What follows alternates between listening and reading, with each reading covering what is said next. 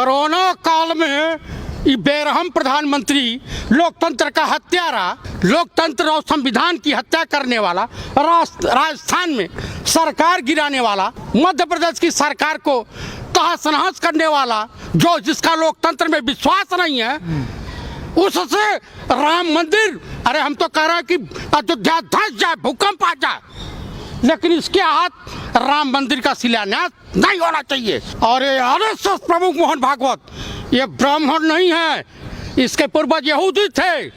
इनको किसी भी ब्राह्मण और किसी भी सनातन धर्म से कुछ लेना देना नहीं।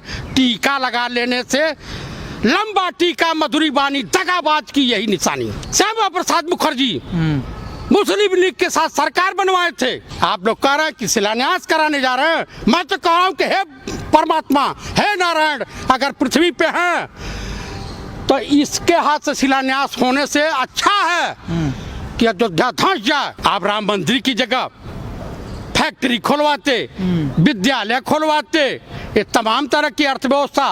अरे जिस देश का प्रधानमंत्री चाइना के आगे घुटने टेक दिया हो, उस देश के प्रधानमंत्री से इस देशवासियों को कोई उम्मीद नहीं करनी चाहिए। प्रधानमंत्री हमको एक चीज बता दें और देशवासियों को संबोधित करके बता दें, ये शादीशुदा हैं या नहीं।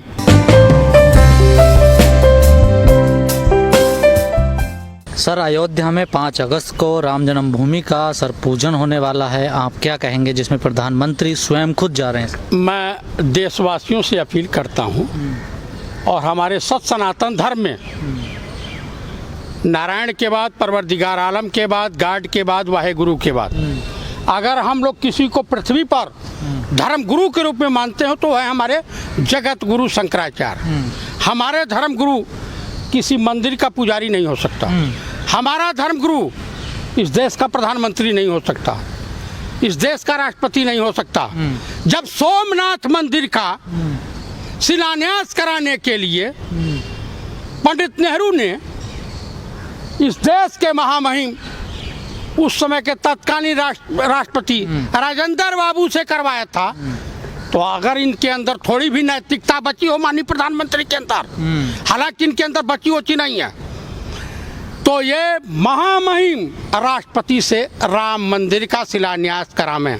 मुझे ये विश्वास है और अकूट विश्वास है कि वो सनातनी हैं महामहिम, और अशुभ घड़ी में कभी भी वो राम मंदिर का शिलान्यास कराने महामहिम राष्ट्रपति महोदय नहीं जाएंगे। इस देश के तमाम विद्युत मंडली, तमाम साधु संत 5% जो रियली सनातन धर्म को मानते हैं, सनातन धर्म आपसी भाईचारे को बढ़ावा देने के लिए बना है।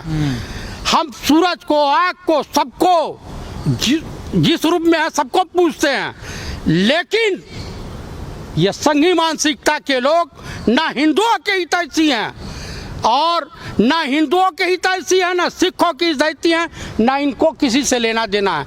वो राम मंदिर का निर्माण नहीं होने जा रहा, वो राम मंदिर का मंदिर नहीं बनने जा रहा, वो आरएसएस का कार्यालय बनने जा रहा है, हेडक्वार्टर बनने जा रहा है अयोध्या से, जहाँ से उत्तर प्रदेश से लेकर के और आसाम तक डील होता रहे। आपको क्यों लग रहा है ऐसा कि हेडक्वार्टर बनने जा रहा है? भाई, हमारे देश के तमाम साधु संतों ने इस तरह का बयान दिया है, कहा कि आरएसएस का राम मंदिर का नहीं हो रहा, राम मंदिर का शिलान्यास नहीं होने जा रहा।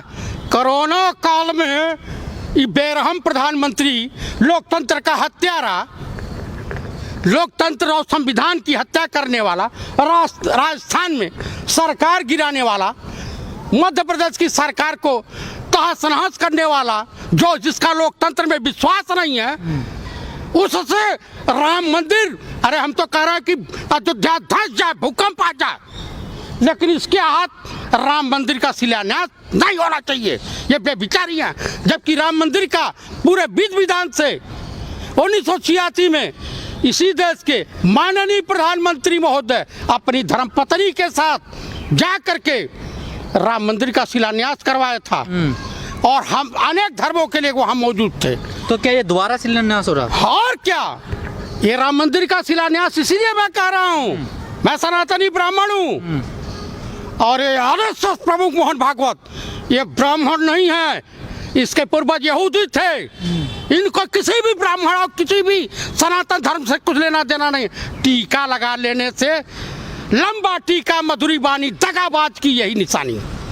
हमारे वहाँ ये कहावत है, तो दगाबाज हैं ये दगाबाज हैं। महात्मा गांधी की हत्यारे हैं, जो नाथूराम गोडसे अपने आप को ब्राह्मण कहता था और नपुंसक था, नपुंसक। उसने खतना करवा करके जाकर के एक साधु की, महात्मा की हत्या किया। स्वतंत्रता संग्राम सेनानी का हत्यारा था ये। श्यामा प्रसाद मुखर्जी मुस्लिम लीग के साथ सरकार बनवाए थे।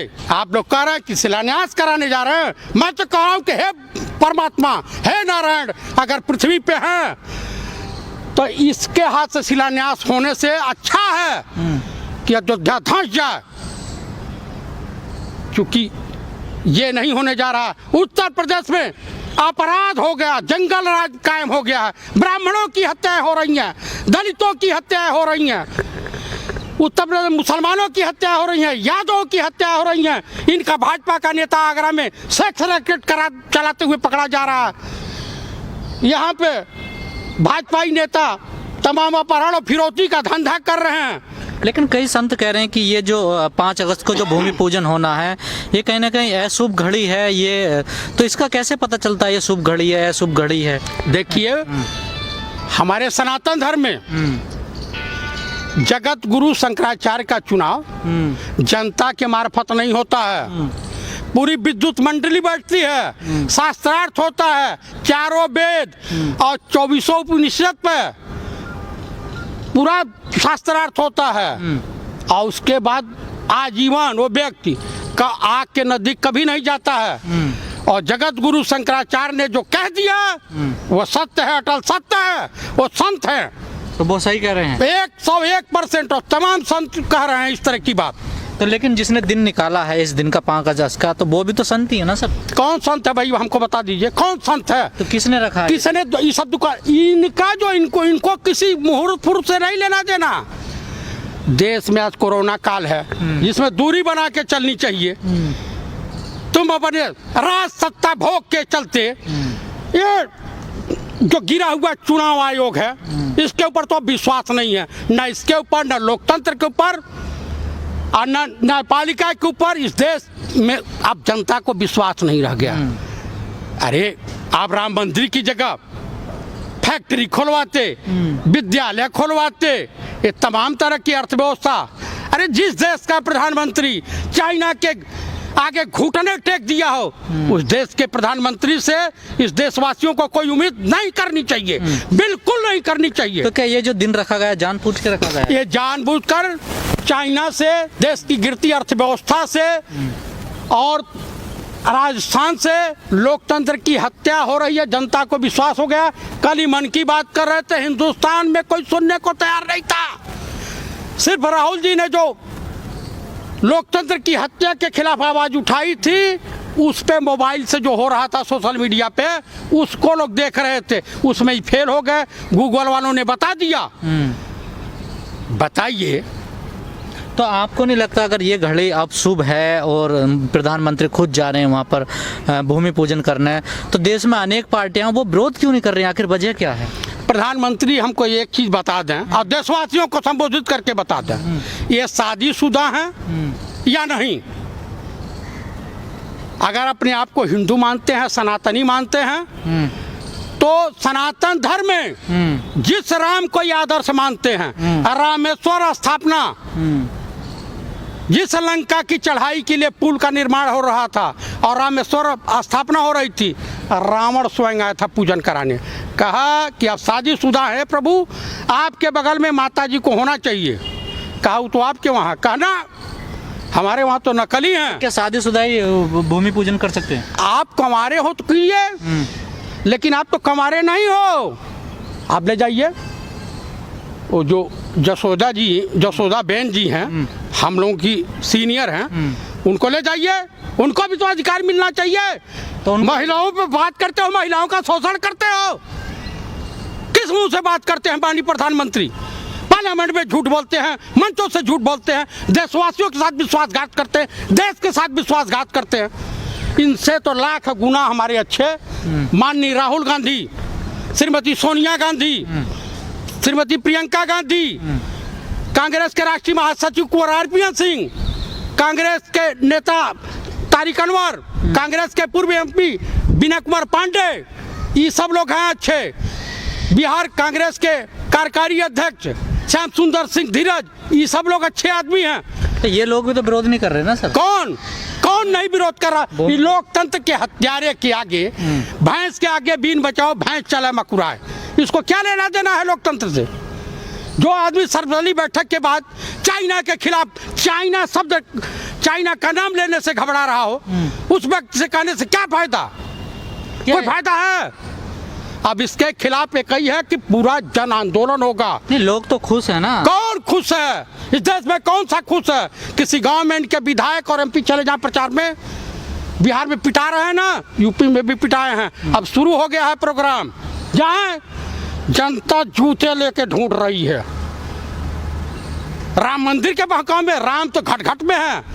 राम को तुम एक कमरे में कैद करना चाहते हो? राम को कैद करने की हैसियत पृथ्वी पे का तीनों लोकों में किसी की हैसियत नहीं है। लेकिन कुछ लोग तो काल्पनिक मानते हैं इस पूरे मैटर को, मुद्दे को। राम को भी काल्पनिक नहीं, राम काल्पनिक नहीं है। देखिए, नारायण काल्पनिक नहीं है। समय समय पर पृथ्वी पर ऐसे अत्याचारी व्यभिचारी पैदा हो जाते हैं तो उनका नाश करने के लिए ईश्वर किसी न किसी रूप में प्रकट होते हैं, काल्पनिक नहीं है। रावण को कौन पृथ्वी पे हराने की हैसियत था? वो भी सनातनी ब्राह्मण था, वो भी सनातनी ब्राह्मण था। नारायण के सिवा किसी मनुष्य और नर किन्नर में औकात नहीं थी कि रावण को परास्त कर सके।